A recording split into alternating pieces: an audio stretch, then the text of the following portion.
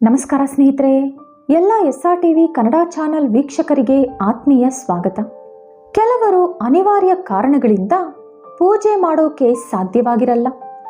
ಅಂದರೆ ಮುಟ್ಟು ಮೈಲಿಗೆ ಆಗಿರ್ಬೋದು, ಇಲ್ಲ ಎಲ್ಲಾದರೂ ದೂರಾಭಾರ ಹೋಗಿರ್ಬೋದು, ಅಥವಾ ಯಾವುದಾದ್ರೂ ಸಾವು ನೋವು ಆಗಿರ್ಬೋದು, ಇಲ್ಲ ಅಂದರೆ ನಿಮ್ಮ ಕೈಯಲ್ಲಿ ಆಂಜನೇಯ ಸ್ವಾಮಿ ದೇವಸ್ಥಾನಕ್ಕೆ ಹೋಗೋಕ್ಕಾಗಿಲ್ಲ ಅನ್ನೋರು, ಇನ್ನು ಚಿತ್ರಗುಪ್ತನ ಪೂಜೆ ಮಾಡೋಕೆ ಆಗಲ್ಲ ಅನ್ನೋರು ಈ ಎರಡು ಕಥೆಗಳನ್ನು ಕೇಳಿದ್ರೆ ನೀವು ಪೂಜೆ ಮಾಡಿದಷ್ಟೇ ಪುಣ್ಯ ಪ್ರಾಪ್ತಿಯಾಗುತ್ತೆ.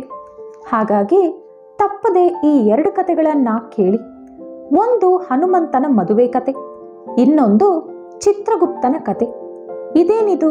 ಹನುಮಂತ ಬ್ರಹ್ಮಚಾರಿ, ಮದುವೆ ಆಗಿಲ್ಲ ಅಂತ ಪುರಾಣಗಳು ಹೇಳ್ತಿವೆ. ಆದರೆ ಇದೇನಿದು ಹೊಸ ಕತೆ ಅಂತೀರಾ? ಆ ವಿಷಯನ ಈ ವಿಡಿಯೋದಲ್ಲಿ ಚರ್ಚಿಸೋಣ.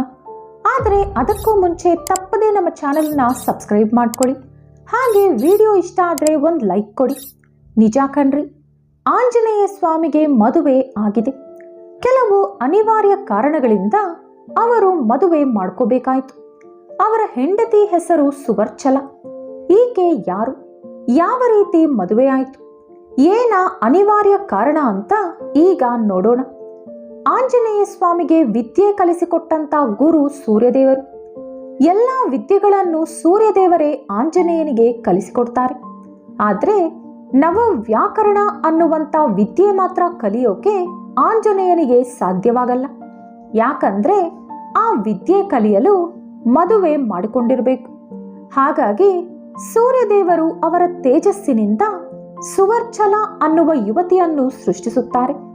ಆಕೆ ಅಯೋನಿಜಳು, ಅಂದರೆ ಯಾರು ಮಹಿಳೆ ಸಂಪರ್ಕ ಇಲ್ಲದೆ, ಅಂದರೆ ಸ್ತ್ರೀ ಯೋನಿಯಿಂದಲ್ಲದೆ ಕೇವಲ ಪುರುಷನ ತೇಜಸ್ಸಿನಿಂದ ಜನಿಸುತ್ತಾರೋ ಅವರನ್ನು ಅಯೋನಿಜರು ಅಂತ ಕರೀತಾರೆ. ಆಕೆಯನ್ನು ಮದುವೆ ಮಾಡಿಕೊಳ್ಳುವಂತೆ ಸೂರ್ಯದೇವರು ಹನುಮಂತನಿಗೆ ಆಜ್ಞಾಪಿಸುತ್ತಾರೆ.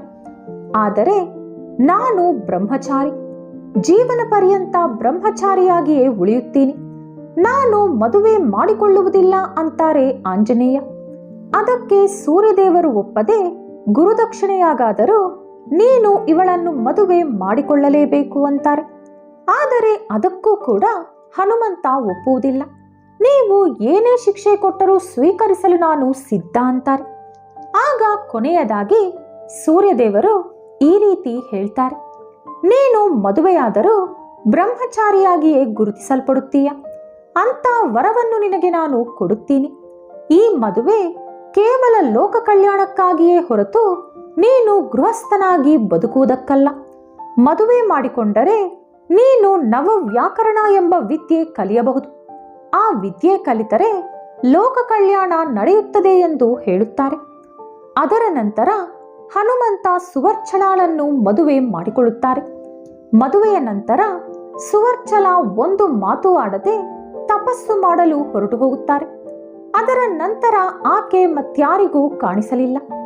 ಆಕೆ ಹೋದ ನಂತರ ಹನುಮಂತ ಆ ವಿದ್ಯೆಯನ್ನು ಕಲಿತುಕೊಂಡು ಸಕಲ ಶಾಸ್ತ್ರ ಪಾರಂಗತನಾಗುತ್ತಾರೆ. ಈ ಕತೆ ಪರಾಶರ ಮಹರ್ಷಿ ಬರೆದಿರುವಂತ ಪರಾಶರ ಸಂಹಿತೆ ಎಂಬ ಪುಸ್ತಕದಲ್ಲಿದೆ.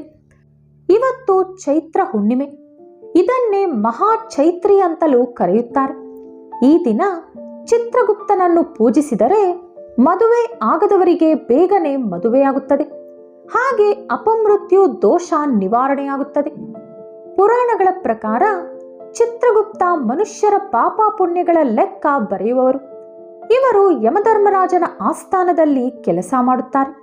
ಇವರು ಮನುಷ್ಯರು ಸತ್ತ ನಂತರ ಅವರಿಗೆ ಸ್ವರ್ಗ ಅಥವಾ ನರಕ ಎಂದು ತೀರ್ಮಾನಿಸುತ್ತಾರೆ. ಇವರು ಬ್ರಹ್ಮಪುತ್ರನಾದ್ದರಿಂದ ಪುರಾಣಗಳಲ್ಲಿ ಇವರಿಗೆ ಪ್ರತ್ಯೇಕವಾದ ಸ್ಥಾನ ಕೊಡಲಾಗಿದೆ. ಇವರು ಬ್ರಹ್ಮದೇವರ ಶರೀರದಿಂದ ಉದ್ಭವಿಸಿದ್ದಾರೆಂದು ಪುರಾಣದಲ್ಲೊಂದು ಕಥೆ ಇದೆ.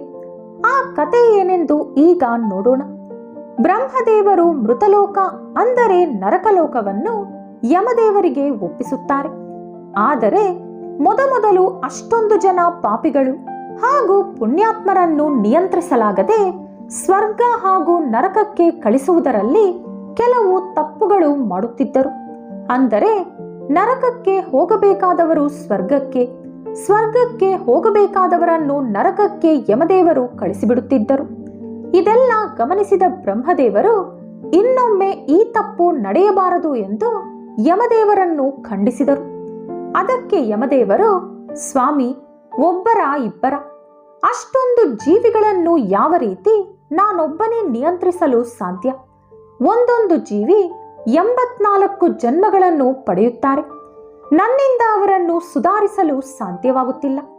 ಈ ಕೆಲಸ ತುಂಬಾ ಕಷ್ಟವಾಗುತ್ತಿದೆ. ಬೇರೊಬ್ಬರಿಗೆ ಒಪ್ಪಿಸಿ ಎಂದು ಹೇಳಿದರು. ಈ ಸಮಸ್ಯೆಯನ್ನು ಯಾವ ರೀತಿ ಬಗೆಹರಿಸುವುದು ಎಂದು ಅರ್ಥವಾಗದೆ ಕೆಲ ಸಾವಿರಾರು ವರ್ಷಗಳ ಕಾಲ ಬ್ರಹ್ಮದೇವರು ತಪಸ್ಸು ಮಾಡಿದರು. ತಪಸ್ಸು ಮುಗಿಸಿ ಕಣ್ಣು ತೆರೆದಾಗ ಅವರ ಮುಂದೆ ಒಬ್ಬ ವ್ಯಕ್ತಿ ಕೈಯಲ್ಲೊಂದು ಪುಸ್ತಕ ಹಿಡಿದುಕೊಂಡು ನಿಂತಿದ್ದರು. ಆ ರೀತಿ ಚಿತ್ರಗುಪ್ತನ ಜನನವಾಯಿತು. ಅವರನ್ನು ಯಮದೇವರ ಸಹಾಯಕ್ಕೆಂದು ಬ್ರಹ್ಮದೇವರು ಕಳಿಸಿದರು. ಆ ರೀತಿ ಚಿತ್ರಗುಪ್ತ ಯಮದೇವರ ಆಸ್ಥಾನ ಸೇರಿಕೊಂಡರು.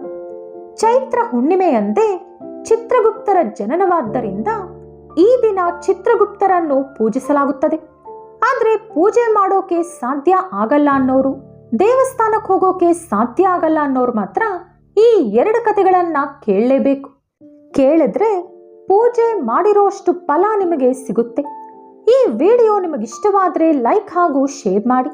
ಇಂತಹ ಹೆಚ್ಚಿನ ಉತ್ತಮ ಮಾಹಿತಿಗಳಿಗಾಗಿ ತಪ್ಪದೇ ನಮ್ಮ ಚಾನೆಲ್ ಅನ್ನು ಸಬ್ಸ್ಕ್ರೈಬ್ ಮಾಡ್ಕೊಳ್ಳಿ. ನಾಳೆ ಮತ್ತೊಂದು ವಿಡಿಯೋದೊಂದಿಗೆ ಪುನಃ ಭೇಟಿಯಾಗೋಣ. ಧನ್ಯವಾದಗಳು.